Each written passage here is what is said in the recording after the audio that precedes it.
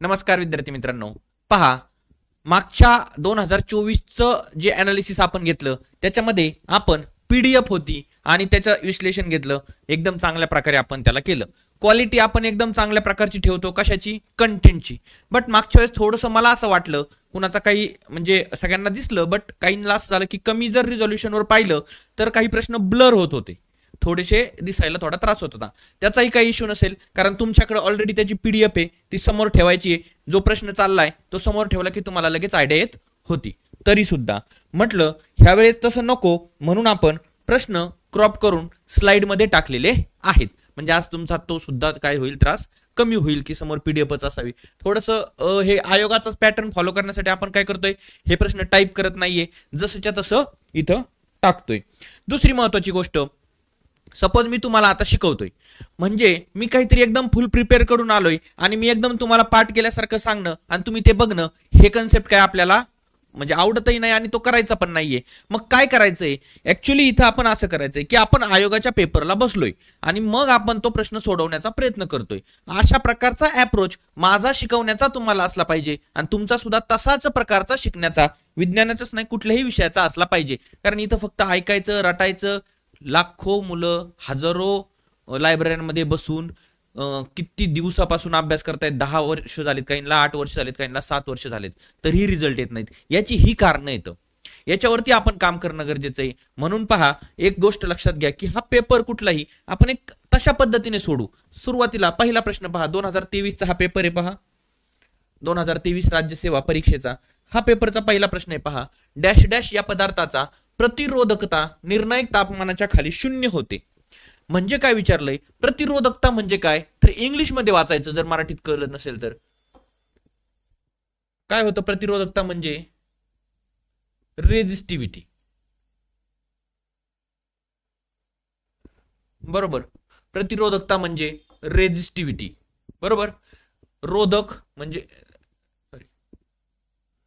प्रतिरोधकता म्हणजे रेझिस्टिव्हिटी.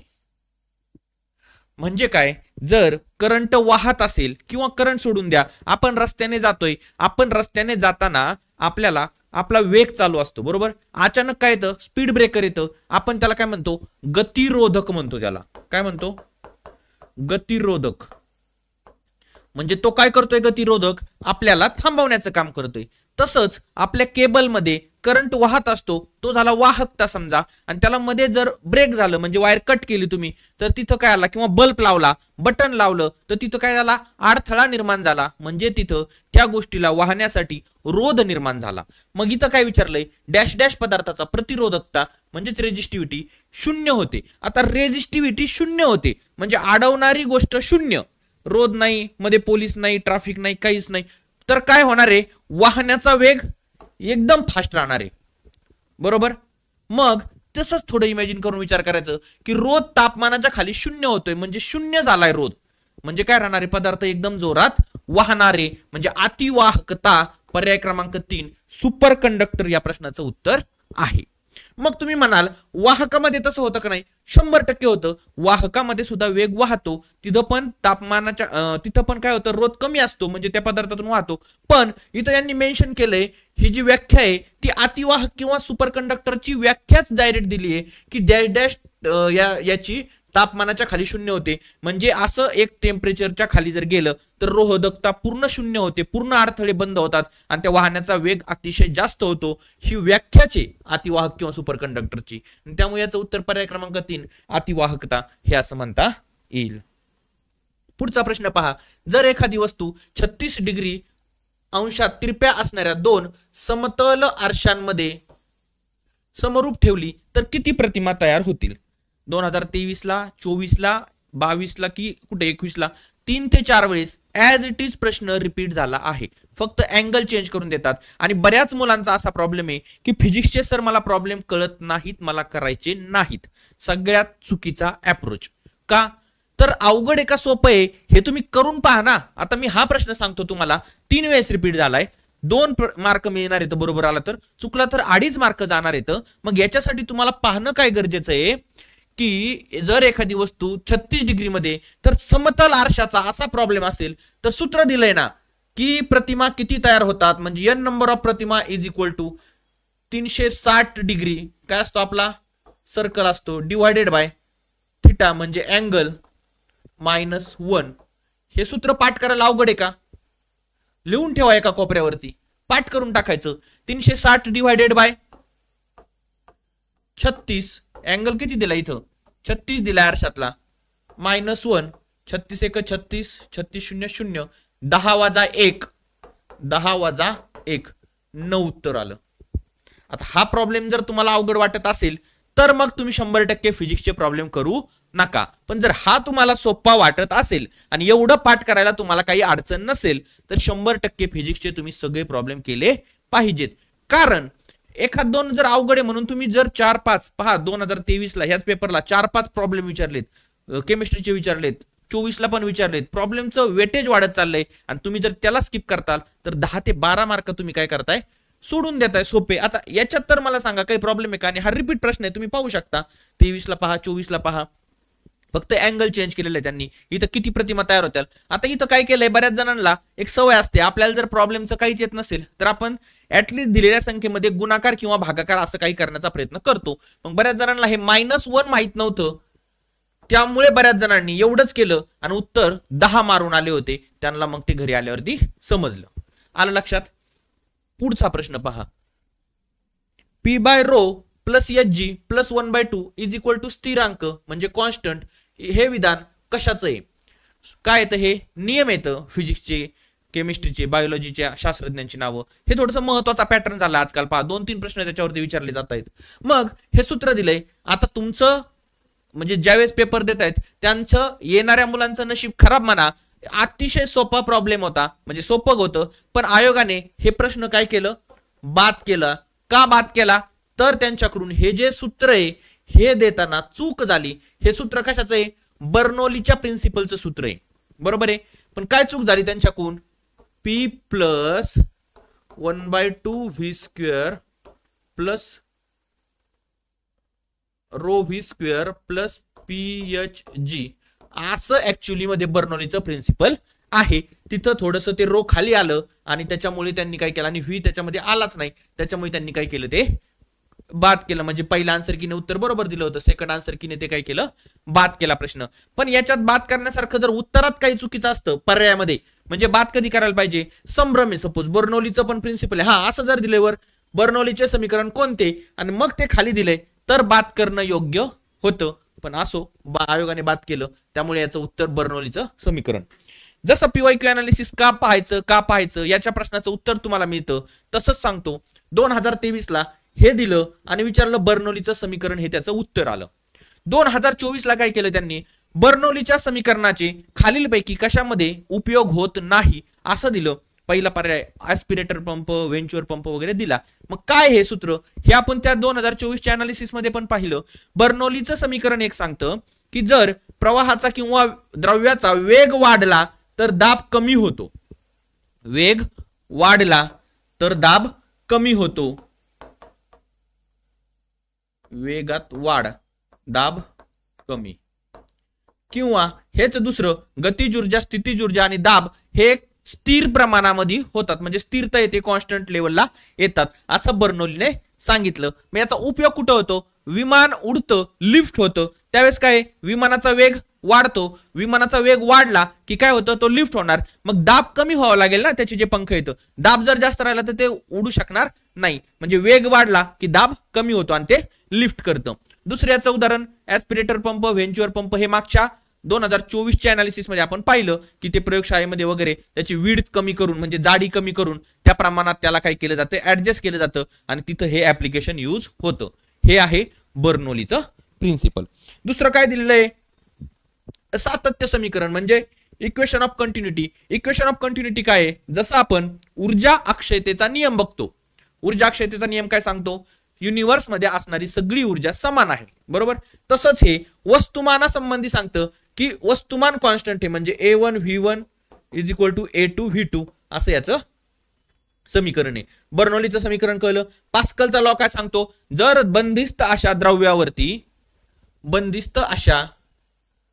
द्रव्यावरती जर वरून आपण प्रेशर अप्लाय केला तर तो सर्वत्र सारख्या दिशेला काय होतो म्हणजे डिवाइड होतो. तो असा एकाच बाजूला जात नाही असं पास्कलने सांगितलंय आणि पास्कलचा नियम आणि त्याचा आपल्याला माहिती आहे. त्यानंतर म्हणजे लक्षात आलं का, द्रव्यावरती वरून जर एखादा पदार्थ दाबला तर तो जो प्रेशर आहे तो सगळ्या बाजूला सारख्या प्रमाणामध्ये डिवाइड होतो. त्यानंतर युलर्स लॉ, हे काय आहे, युलर्स लॉच इंटिग्रेशन करून म्हणजे जसं इक्वेशन मध्ये इक्वेशन ऑफ कंटिन्युटी मध्ये मास वस्तुमान आपण काय सांगितलं कॉन्स्टंट राहतं किंवा ऊर्जा अक्षयतेचा नियमासारखं हे वस्तुमान अक्षयतेचा नियम, तसंच हे युलरचं कशाचं आहे संवेग अक्षयतेचा नियम. संवेग म्हणजे काय माहिती ना, P is equal to M V माहिती आहे मोमेंटम. मग त्या तो अक्षयतेचा नियम म्हणजे त्याचंच ऍप्लिकेशन पुढे जाऊन बर्नौलीचं प्रिन्सिपल तयार करतात. असे हे वेगवेगळे लॉ येतं. आपल्याला जर आयोगाने बर्नौली 23 ला विचारलं आणि 24 ला त्याचं समीकरण विचारलं तर 24 ला कुठला विचारलाय का, तर विचारलाय एक विन्स लॉ, त्याचं ऍप्लिकेशन सुद्धा तुम्हाला मी तिथं सांगितले. कळला हा प्रश्न. त्यानंतर पुढचा प्रश्न पहा, जेव्हा अल्फा कण किरणोत्सारी घटकातून बाहेर पडतात तेव्हा काय घडतं. सोप्पा आहे. किरणोत्सारितामध्ये आपण हे पाहिलंय. किरणोत्सारिता म्हणजे पहिली गोष्ट, सपोज एक्स हा इलेमेंट आहे कुठलाही, त्याच्यावरती ए आणि जेड असं लिहितात. ए म्हणजे अणु वस्तुमानांक असतो, झेड म्हणजे अणुअंक असतो, बरोबर. मग अशा प्रकारे जर किरणोत्सारिता याच्यातून केली म्हणजे अल्फा कण, बीटा कण किंवा गॅमा कण यांचं रेडिएशन झालं, तुम्हाला सांगितलंय किरणोत्सारिता म्हणजे काय वगैरे. तर अल्फा कणांचं जर झालं तर हा अणुअंक जो आहे खालचा वाला तो 2 ने आणि अणुवस्तुमानांक 4 ने कमी होतो. अल्फा कणांचं झालं तर अणुअंक 2 ने, अणुवस्तुमानांक 4 ने. बीटा कणांचं जर झालं तर अणुअंक 1 ने वाढतो आणि अणुवस्तुमानांकात काहीच बदल होत नाही. आणि हे जर गॅमा किरणांचं झालं तर अणुअंक आणि अणुवस्तुमानांक कशातच काहीच बदल होत नाही. सोप्या कॅटेगरीचा प्रश्न आहे, त्यामुळे पर्याय क्रमांक 1 याचं उत्तर आहे. अणुअंक 2 ने आणि अणुवस्तुमानांक 4 ने कमी होतो. क्लिअर. पुढचा प्रश्न पहा, मुलाचा ताप 104 डिग्री फॅरेनहाइट आहे, हे तापमान किती डिग्री सेल्सिअस आहे. आता पहा, बऱ्याच जणांनी परत तोच शब्द तेच वाक्य मी रिपीट करतो. तुम्हाला पहिला फिजिक्सचा प्रॉब्लेम सोडला, सोपा वाटला तरच करा, अवघड वाटला तर करू नका, कारण आहे सोपा. तसंच हा सुद्धा जर तुम्हाला वाटलं की हा हे आपण करू शकतो, हा सुद्धा रिपीट प्रश्न विचारलेला आहे, परत परत विचारता येते. इथं काय सांगितलंय, फॅरेनहाइट मध्ये तापमान दिलंय आणि डिग्री सेल्सिअस मध्ये. एवढं सोपं आहे. डिग्री सेल्सिअस जर काढायचं असेल तर सूत्र आहे 5/9 5 divided by 9 into F minus 32. याच्यात काय तुम्हाला प्रॉब्लेम आहे, 5/9. F म्हणजे फॅरेनहाइट मध्ये दिलेलं तापमान किती दिलंय 104. 104 वजा 32 किती आलं, 104 मधून 32 गेलं. करून बघायचं, नाही तर शहाणपणामध्ये तुमचं येणारा प्रश्न सुद्धा चुकू शकतो. कारण तुम्हाला असं वाटतं की हा 100तून 30 गेले 70 आणि 72चं 71 जरी झालं तुमचं तिथं तरी तुमचा प्रश्न चुकतो. त्यामुळे वेळ असतो राज्यसेवेला. 4तून 2 गेले 2, 10तून 3 गेले 7, 72 आलं. मग इथं लिहिले 72. 5/9 गुणिले 72, 9 1 9, 9 8 72, 5 8 40 डिग्री सेल्सिअस. पर्याय क्रमांक उत्तर 4. अवघड वाटतंय, हे तर पाठ करायलाच लागेल तुम्हाला. Degree Celsius to Fahrenheit, degree Celsius is equal to 5/9 गुणिले F minus 32. काय अडचण आहे का. आता अनालिसिस कशाला करायचंय, हेच जर तुम्हाला उलट करून दिलं असतं तर काय झालं असतं. त्यांनी जर दिलं असतं एका मुलाचा ताप 40 डिग्री सेल्सिअस आहे, काय दिलं असतं, मुलाचा ताप 40 डिग्री सेल्सिअस आहे, तर तो डॅश डॅश फॅरेनहाइट असेल, असं तुम्हाला दिलं तर काय कळलं पाहिजे तुम्हाला इथं. त्याच्यासाठी तर आपण हे PYQ अनालिसिस बघतोय. तर तुम्हाला एक कळलं पाहिजे, degree Celsius is equal to 5/9 F minus 32. आधीच कन्वर्ट करून घ्यायचं. F minus 32 is equal to, हे सी तसंच राहील, इंटू 5/9 उलट होऊन तिकडे जाईल 9/5. मग सी काय आहे 40 डिग्री सेल्सिअस मुलाचा ताप आहे 9/5. 5 1 5 5 8 40 8 9 72. मग हे F minus 32 is equal to 72. तर एफ इज इक्वल टू 72 अधिक 32. 2 आणि 2 4 7 आणि 3 10 104 फॅरेनहाइट. आलं का उत्तर बरोबर 104 फॅरेनहाइट. याच्यासाठी तुम्हाला अनालिसिस करणं गरजेचं आहे, समजून घेणं गरजेचं आहे. फक्त म्हणून मी तुम्हाला म्हटलं की आपण असं विचार करू की जर प्रॉब्लेम अवघड असते तर नसते केले, पण सोपे येतं. आर्ट बॅकग्राऊंड असो तुमचं, सायन्स असो, कॉमर्स असो, याच्यासाठी कुठलंच तर तुम्हाला काही एकदम क्वांटम फिजिक्स लागत नाहीये. नॉर्मल गोष्टी आहेत त्या तुम्ही करणं गरजेच्या आहेत. चला पुढचा प्रश्न पाहूया. आता हा एक प्रश्न आहे की खालीलपैकी कोणते विधान बरोबर आहे आणि हा कशा संबंधी प्रश्न विचारलेला आहे. तर हा ग्रहांचा वेग, सूर्यमाला म्हणजे हा केपलर लॉ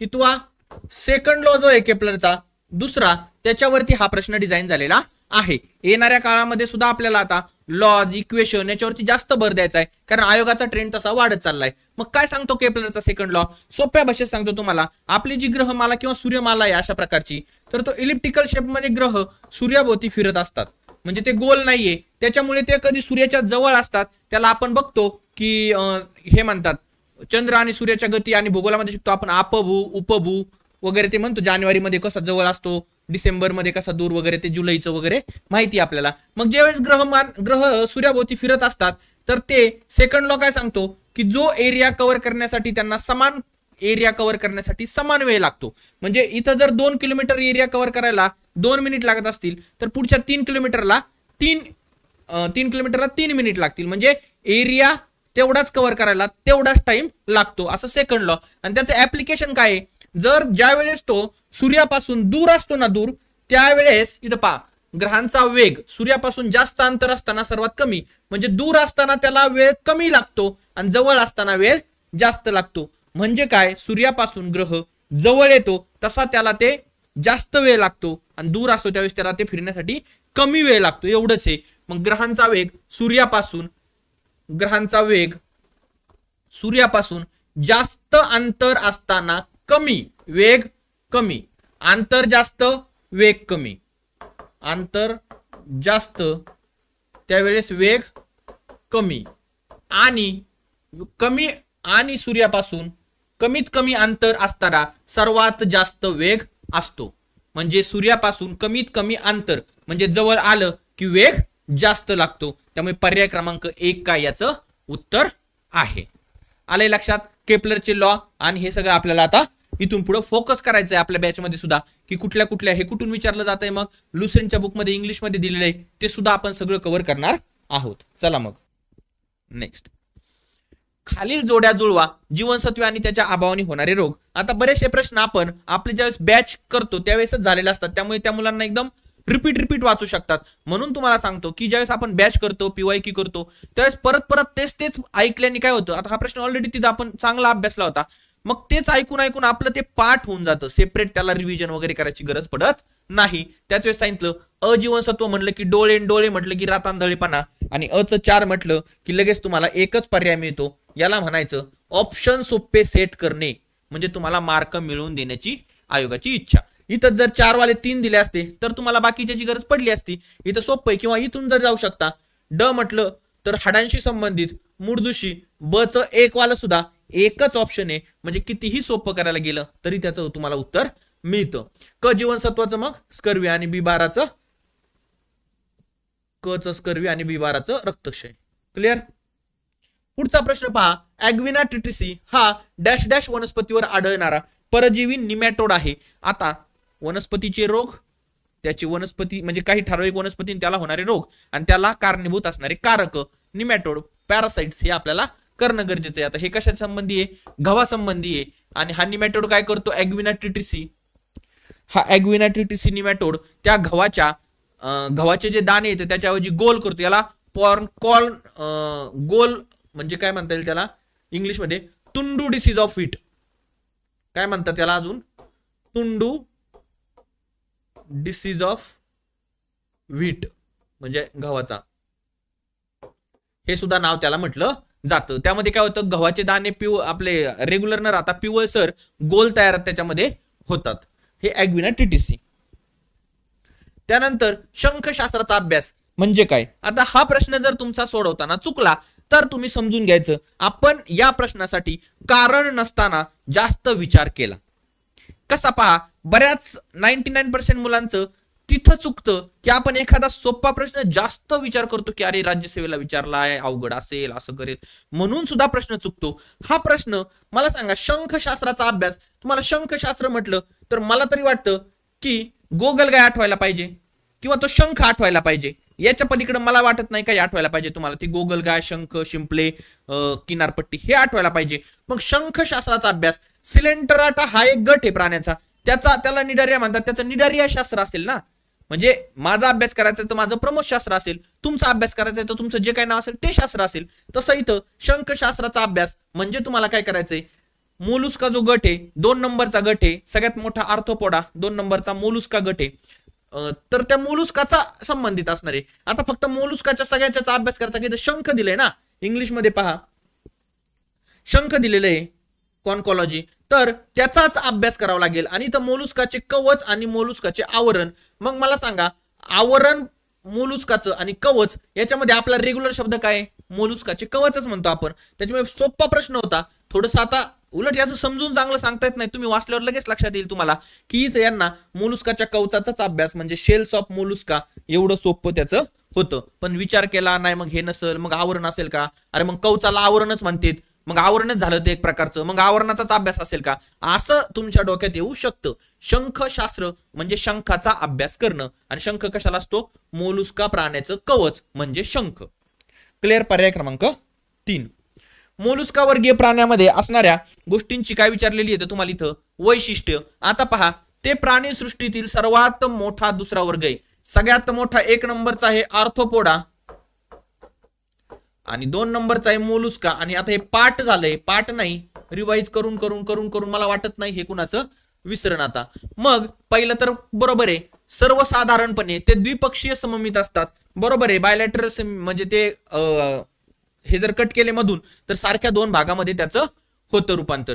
ते फक्त शब्दच लगेच इथं क्लिक होतो, जमिनीवरच राहतात. आता तुम्हाला गोगलगाय आठवती, मोलुस्का मधली ऑक्टोपस आठवतो, पण हे फक्त जमिनीत आहेत का, नाही, ते पाण्यामध्ये सुद्धा राहतात. त्याच्यामुळे हे तर चुकीचं येतंय. त्यांना मांसल पाय आहेत का, तर हो, मांसल शब्दावरून अजून कळतं क्लिअर.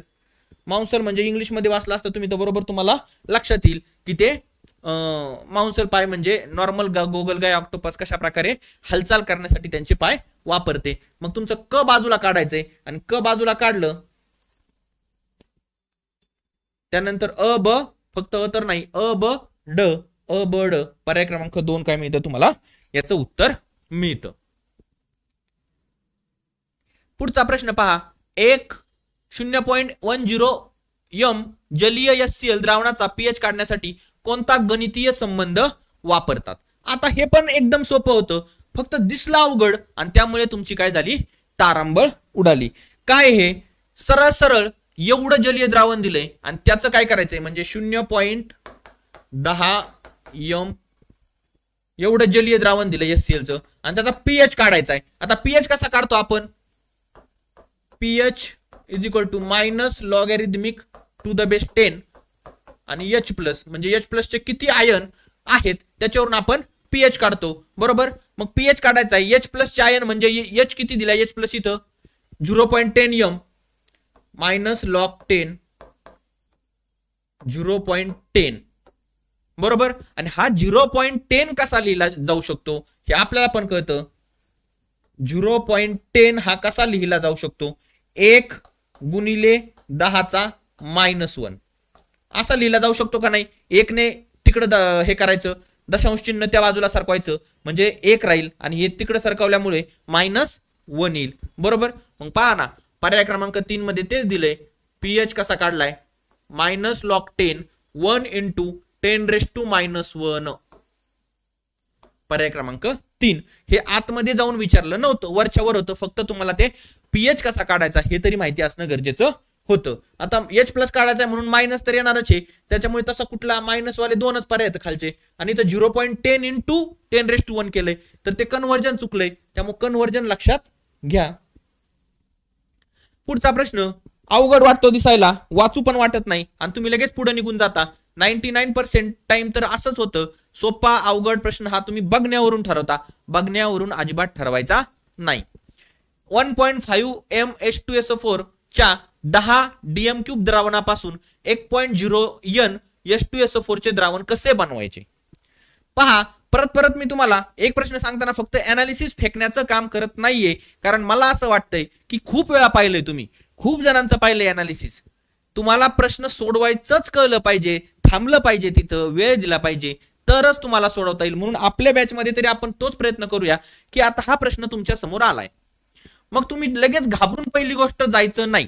कितीही अवघड सायन्सचा प्रश्न समोर दिसला त्याच्यापाशी थांबायचं. मला सांगा, एकदम असं एकदम अस्ताव्यस्त माणूस असेल, एकदम त्याचे घाण केस वगैरे एकदम गुंडा टाईप दिसत असेल, त्याला जर पाहूनच घाबरले तुम्ही तर चालेल का. तुम्ही त्याच्यासोबत बोलले तर बऱ्याचदा असं होतं लायब्ररीमध्ये किंवा अभ्यासिकेत किंवा आपल्या आजूबाजूला एखादा एकदम डॅशिंग पर्सनॅलिटी, एकदम खतरनाक माणूस दिसतो, आणि त्याच्यासोबत बोलल्यावर कळतं की तो खूप गोड आहे. कळतं का नाही. त्याच्याशिवाय कसं कळणार आहे तुम्हाला, त्याच्यासोबत बोलल्याशिवाय, त्याच्यासोबत कॉन्टॅक्ट आल्याशिवाय. बऱ्याच माणसांना आपण न बोलता जज करून टाकतो. ऍटलिस्ट त्याच्यासोबत बोलणं गरजेचं आहे. तसं ह्या प्रश्नासोबत तुम्ही बोला. काय म्हणणं आहे त्याचं, 1.5 M H2SO4 म्हणजे M म्हणजे काय, मोलॅरिटी. एवढी मोलॅरिटी आहे कशाची, H2SO4 ची. किती, 10 DM³ म्हणजे लिटर. 10 लिटर द्रावणापासून काय बनवायचंय, 1.0 N दिलंय, तिथं M आहे, हे म्हणजे नॉर्मॅलिटी. H2SO4 चे द्रावण कसे बनवायचे, एवढं द्रावण मोलॅरिटीचं आहे, त्याचं एवढं द्रावण नॉर्मॅलिटीचं बनवायचंय. तुम्हाला मॅथ रिझनिंग मध्ये आठवतं किंवा कुठेही आठवतं, सगळे एकक युनिट हे सारखेच असले पाहिजेत तरच प्रॉब्लेम सोडवता येतो, किंवा तरच सोडवायचा. सारखं करून घ्यायचं. पहा, मॅथ रिझनिंग मध्ये एक प्रकारचा प्रॉब्लेम असतो ना, 2 मुलं आणि 5 मुली एक काम एवढ्या दिवसात करतात, तर हे एवढ्यात करायला 3 मुलांना 10 मुलांना किंवा किती वेळ लागेल, किंवा मुलींना किती वेळ लागेल. त्यावेळेस काय करावं लागतं, एक तर मुलांचं मुलींमध्ये कन्व्हर्जन किंवा मुलींचं मुलांमध्ये. माहिती आहे रिझनिंगचा कन्सेप्ट. तसं 1.5 M म्हणजे ह्या मोलॅरिटीचं एक तर नॉर्मॅलिटी करा किंवा नॉर्मॅलिटीचं मोलॅरिटी करा. हा प्रॉब्लेम आहे मोलॅरिटी आणि नॉर्मॅलिटी वरती. मग नॉर्मॅलिटी मध्ये आपण याचं करून घेऊ. 1.5 मोलॅरिटी वालं दिलंय एक, आणि 1.0 नॉर्मॅलिटी वालं दिलंय. कशात तरी एकात कन्व्हर्जन आपल्याला करायचंय, तरच आपल्याला पुढे जाता येईल. मग ह्या 1.5 मोलॅरिटीचं नॉर्मॅलिटी जर करायचं असेल तर नॉर्मॅलिटी इज इक्वल टू काय, मोलॅरिटी इंटू ऍसिसिटी किंवा बेसिसिटी. म्हणजे काय, आम्लधर्मिता किंवा आम्लारी धर्मिता, जो कुठला पदार्थ असेल त्याचा. आता H2SO4 काय, हे आम्ल आहे. मग याची आम्लधर्मिता किंवा आम्लधर्मिता जर काढायची म्हटलं तर 1.5 इंटू किती आहे, 2. H2SO4 ची 2. सिंपल. मग 1.5 इंटू 2, 1.5 दुने 3 मिळाली का तुम्हाला नॉर्मॅलिटी. नॉर्मॅलिटी किती मिळाली, 3. कशाची, ह्या H2SO4 ची. आता सोपं झालं का तुम्हाला, 3 नॉर्मॅलिटीचं 1 नॉर्मॅलिटी करायचंय. मिळालं का तुम्हाला, हे 3 नॉर्मॅलिटी असणाऱ्या द्रावणाचं 1 नॉर्मॅलिटी करायचंय. क्लिअर. आता दुसरी गोष्ट, ज्या वेळेस सरबत करता तुम्ही, बरोबर, सरबत करताना साखर आणि पाणी हे दोनच पकडू किंवा लिंबू पकडा तुम्ही. जर जास्त आंबट झाला किंवा जास्त गोड झाला तर ते कमी करण्यासाठी काय टाकतो आपण, पाणी टाकतो, बरोबर आहे. आणि जर ते जास्त पानसट झालं तर गोड करण्यासाठी किंवा आंबट करण्यासाठी लिंबू ऍड करतो, बरोबर आहे. कॉन्सन्ट्रेशन वरती डिपेंड आहे. आता मला सांगा, इथं 1 नॉर्मॅलिटी पासून जर 3 करायचं असेल नॉर्मॅलिटी, तर कॉन्सन्ट्रेटेड द्रावण टाकावं लागेल, म्हणजे शुगर किंवा लिंबू. पण जर 3 नॉर्मॅलिटी पासून 1 नॉर्मॅलिटी म्हणजे उलट करायचं असेल तर काय करावं लागेल, याच्यात पाणी ऍड करावं लागेल. क्लिअर. आता हे समजून सांगतोय म्हणून एवढा वेळ, तिथं लगेच लक्षात फास्ट मध्ये सगळं करायचं. 3 पासून 1 करायचंय म्हणजे पाणी ऍड करायचंय. पाणी ऍड करायचंय म्हणजे 2 नंबरचा पर्याय 4 नंबरचा पर्याय काढून टाकायचा, पाणी ऍड करायचंय, एवढंच तुम्ही ठेवायचं. त्यानंतर किती पाणी ऍड करायचंय आता बघा, याचं सूत्र काय मग N1 V1 is equal to N2 V2. मग N1 किती दिलेला आहे त्यांनी 3 नॉर्मॅलिटी बरोबर. V1 किती आहे 10 लिटर पाणी बरोबर. N2 किती करायचं आपल्याला 1 नॉर्मॅलिटी करायची ना 3 ची 1. आणि हे किती दिलंय आपल्याला काढायचंय आकारमान पाण्याचं किती लागेल हे सूत्र सोडून घ्यायचंय. 3 10 30 इज इक्वल टू V1. मग V2 सॉरी, मग पाण्याचं आकारमान किती आलं 30. किती आलं 30. ऑलरेडी किती पाणी आहे 10 लिटर पाणी तर आहे. मग 30 वजा 10 किती राहिलं 30 वजा 10 किती राहिलं 20 लिटर किंवा 20 DM³ पाणी राहिलं. पर्याय क्रमांक 3 याचं काय येतं उत्तर येतं. आता तुम्हाला एवढ्या कॅल्क्युलेशन मध्ये हे कन्सेप्ट माहिती असेल तर सोपं कसं जातं. 2 गोष्टी, एक कन्सेप्टच माहित नसेल तर सगळंच अवघड आहे, आणि हे सगळं माहिती असेल तर सोडवायला त्यांनी किचकट काय दिलंय का, किती सोपं दिलंय. 1.5 × 2 1.5 दुने म्हणजे 1.5चा डबल 2. इथं उगाच 4.7 3.7 असं काही दिलं नाही. आणि इथं सुद्धा हे कॅल्क्युलेशन ज्यावेळेस आपण करतो काय दिलं फक्त याच्यात पण वेगळे जास्त दिलं नाही. 3 10 30 30 10 गुणिले 3 30 करायला काही जास्त कॅल्क्युलेशन नाही, आणि डायरेक्ट उत्तर 30 वजा 20 10 म्हणजे उत्तर आलं 20. म्हणजे त्यांनी हा प्रश्न कन्सेप्ट माहिती असेल तर सोपा करून दिलेला आहे. मी म्हणत नाही की हा प्रश्न तिथं लगेच तुम्हाला एवढं फास्ट मध्ये लक्षात यावं करावं, पण ऍटलीस्ट आता जर असा सेम परत आला तर तुमचा 100% चुकता कामा नाही. मग PYQ अनालिसिस मधून आपल्याला हेच करायचं आहे. पहा खूप वेटेज दिलं त्यांनी ह्या परीक्षेमध्ये, ह्या 23च्या राज्यसेवेला प्रॉब्लेमला, त्यामुळे तुम्हाला ते करणं गरजेचे आहे. खालीलपैकी कोणत्या हायड्रोकार्बन मध्ये 80% कार्बन असतो. खालीलपैकी कोणत्या हायड्रोकार्बन मध्ये 80% कार्बन असतो. बेन्झीनचं सूत्र काय C6H6, मिथेनचं काय CH4, इथेनचं काय C2H6, सायक्लोहेक्झेनचं काय C6H12. आता हे काय करत नाही बसायचं, फास्ट मध्ये बघायचं आपल्या ओळखीचं कोण आहे. इथेन मिथेन सोपं वाटतंय, हे बाकीचे सूत्र पण आपल्याला माहिती नसते, पण मिथेन आणि इथेनचं असतं. मग काय सांगितलंय कशात हायड्रोकार्बन मध्ये 80% कार्बन आहे, आणि इथं तुम्हाला त्यांच्या अणुअंक आणि वस्तुमानांक दिलेले आहेत. मग काढून घ्यायचं. C म्हणजे 12 आणि H म्हणजे 4, 12 आणि 4 16. मग जर 16 मध्ये कार्बन किती आहे 12, तर तो त्याचा 80% होतोय का नाही होते. तरी करून घ्यायचं तुम्हाला वाटलंच तर 100चं, ते होत नाही. इथं जर तुम्ही केलं C2 म्हणजे 12 दुने 24 अधिक 6, 24 आणि 6 30. मग 30 टोटल झालं. 30 पैकी कार्बन किती आहे 24 गुणिले 100, हे करून घ्यायचं बरोबर 80 उत्तर येतं. 0 0 कट झाला.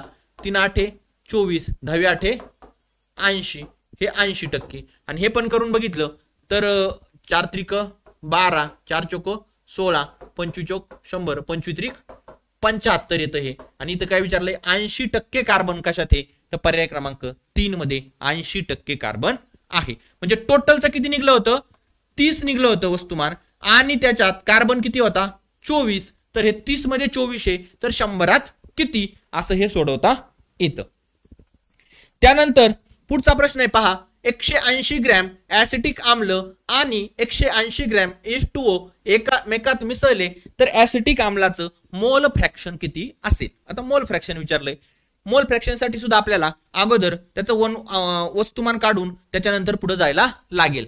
मग 180 ग्रॅम मध्ये CH3COH, C म्हणजे काय 12 आणि 2दा CA म्हणजे 24 अधिक H3 आणि हा एक 4 म्हणजे 4 अधिक O चं 16, 16 दुने 32, 24 आणि 4 28, 28 आणि 30 आणि 30 60, हे आलं 60. मग 60 किती मध्ये 180 ग्रॅम पाणी आहे ना, 180 ग्रॅम पाण्यामध्ये 60 म्हणजे 0 0 कट झाला 6 त्रिक 18, 3 मोल काय झालं ऍसिटिक ऍसिड झालं. 3 मोल ऍसिटिक ऍसिड. H2O चं जर तसंच काढायचं म्हणलं तर ऑक्सिजनचे 16 याचे 2 18, 2 हे कसं काढतोय माहिती ना, H चं किती दिलंय 1 दिलंय. मग 2 आहेत ना अणू त्याचे, मग H चं 2 झालं आणि ऑक्सिजनचं 16 दिलेलं इथं पहा, दिलेलं माहिती आहे, ही काय मी मनाने टाकत नाही. मग 16 आणि 2 18 किती मध्ये 180 ग्रॅम पाण्यात, 18 1 18 किती आले याचे 10 मोल आले बरोबर. मग आता हे दोन्ही एकमेकात मिसळलंय.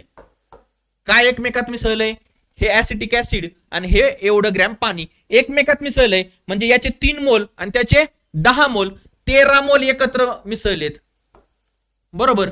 आणि 13 मोल जर एकत्र मिसळलेत तर त्यांनी विचारलंय ऍसिटिक आम्लाचं मोल फ्रॅक्शन किती असेल, तर त्याचं म्हणजे ते असं म्हणतात ना की x of a is equal to a divided by a plus b असं त्याचं सूत्र आहे. म्हणजे दोन्हीचं मोल फ्रॅक्शन एकत्र करायचं, 10 अधिक 3 13 आणि याचं किती 3, हे सोडून घेतलं तर बरोबर उत्तर 0.23 याच्या दरम्यान येतं. पर्याय क्रमांक 1 आहे. थोडंसं कॅल्क्युलेशन किचकट करून यांनी दिलेलं आहे, तेवढ्या वेळात त्या प्रेशरमध्ये थोडासा त्रास होऊ शकतो. पण आता काय सांगतोय की असाच प्रश्न आला आणि वेळ असतो राज्यसेवेला, कंबाईन सारखी घाई नसते, असाच प्रश्न आला सेम कन्सेप्ट लक्षात ठेवून तुम्ही सोडू शकता. झालं, याचं काढायचं त्याचं काढायचं आणि दोन्हीचं काढून घ्यायचं. जर 1 मोल आदर्श वायूचे आकारमान, मानक तापमान आणि दाबमाला 22.4 लिटर असेल तर सर्वकष वायूचा स्थिरांक R डॅश डॅश असतो. डेंजर प्रॉब्लेम विचारले, त्याला सोपे येतं पण कन्सेप्ट ऑड येतं, त्याच्यामुळे तुम्हाला वाटू शकतं आपण हे कशामध्ये पाहतो. PV is equal to NRT हे काय आयडियल गॅसचं इक्वेशन आहे, आयडियल गॅसचं इक्वेशन.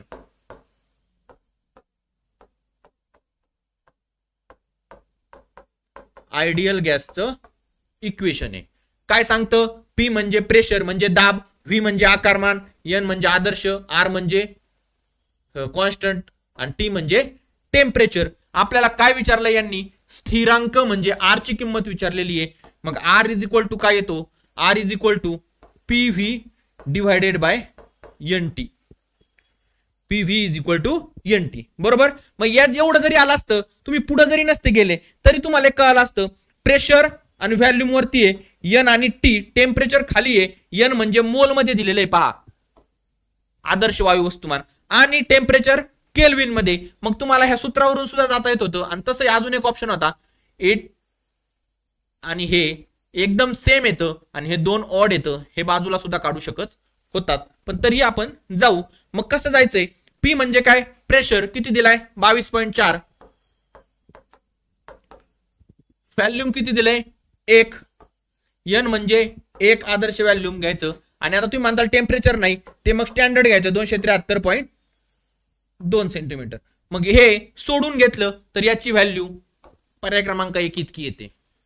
हे सोडून घेतलं तर तेवढी येते. हे सोडवायला इतका टाइम तुम्हाला तिथं कॅल्क्युलेशन करण्या इतका प्रेशर नक्कीच नसतो, पण तुम्हाला जवळ जाता येऊ शकतं प्रश्नांच्या. आणि मी म्हणून सांगतो प्रत्येक प्रश्न सोडवायचाच आहे. आज 8 तास करून तुम्हाला 20 पैकी 20 पाडायचे नाहीत, ठीक आहे ना. 1-2 नाही आले तरी 15 प्लस तुम्हाला सायन्सला आले तर तुमचा तो कट ऑफ क्लिअर करणारा स्कोर म्हणता येईल. लक्षात आलं. मग याचं उत्तर फक्त आता हे समजून घेऊन जा की ह्याच्या संबंधित पुढच्या वेळेस जर PV is equal to NRT ideal gas equation विचारलं तर हे नाहीतर ते गॅसचं इक्वेशन विचारतील आणि याच्यामध्ये फेरबदल करून देतील, तर तो सोपा प्रश्न तुमचा चुकायला नको. त्यानंतर हा सुद्धा अजिबात सुद्धा मी म्हणत नाही की हा प्रश्न बरोबर आला पाहिजे, नाहीच आला पाहिजे. तुक्का मारायचा, सरळ सरळ तुक्का मारायचा किंवा सोडून द्यायचा. तुक्का पण नका मारू, स्किप मारा, कारण 2.5 मार्काची रिस्क तुम्ही घ्यायची असेल तर तुमचा 1 मार्क सुद्धा नको जायला. आणि हे एकदम म्हणजे कुणालाच येणार नाही. मी म्हणत एक शुअरली असेल की सगळे MPSCच्या फॉर्म भरणार आहेत, एखादा असेल त्याला जर माहिती असेल तर 1-2. काय चुकीच्या जोड्या काय विचारले, ह्या ना फॅमिली आहेत वनस्पतीच्या आणि त्याला असलेली जुनी नावं आणि त्याला नवीन आपल्या मानांकनानुसार दिलेली नवीन नावं याच्या जोड्या आहेत. लॅबिएटीचं नाव लॅमिएसी केलंय. काय हे, याच्यामध्ये तुळस वगैरे त्या वनस्पती येतात. दुसरं काय पामी आणि आर्केसी, याच्यामध्ये नारळ खजूर त्या प्रकारच्या वनस्पती येतात. आधीचं नाव होतं पामी, दुसरं केलंय आर्केसी. कंपोसिटी आणि क्लुसिएसी. आता ह्या कंपोसिटीचं नाव काय केलंय नवीन, एरियस्टिसिसी हे केलंय आणि क्लुसिएसी हे वेगळे, हे काय याच्यातलं नाहीये. मग तुम्हाला ही चुकीची जोडी आहे. पण हे कसलं आहे, उगाच काहीतरी समजून सांगायचं म्हणून मी याला बी म्हणायचं की वा सोपं आहे आणि असं आहे, हे काय खरं नाही, म्हणून हे अवघड आहे आणि हे कुणालाच येऊ शकत नाही असं मी म्हणेल. आणि हा पण सेम तसंच आहे. अमल बेल फेरी एपीएससी याला काही तुक्का तुम्हाला काय सिस्टीम लावायची लावा, मी म्हणेल हा स्किप करा, 19च प्रश्न सोडवा, रिस्क घेऊ नका. पण हे काय वनस्पतीच्या फॅमिली आहेत, जुने नाव आणि नवीन नाव, खूप जास्त डीप मध्ये विचारलेला प्रश्न आहे. त्यानंतर पुढचा प्रश्न पहा, प्रकाश संश्लेषणामध्ये प्रकाशावर आधारित प्रक्रियांचे महत्व. आता प्रकाश संश्लेषणामध्ये NADPH2 वापरतात हे आपल्याला माहिती आहे. मग NADPH कडेच जायचं, पहिला पर्याय लगेच कट करायचा, दुसरा आणि तिसरा शिल्लक राहतो, वरील सर्वचा तर विषय कट झाला.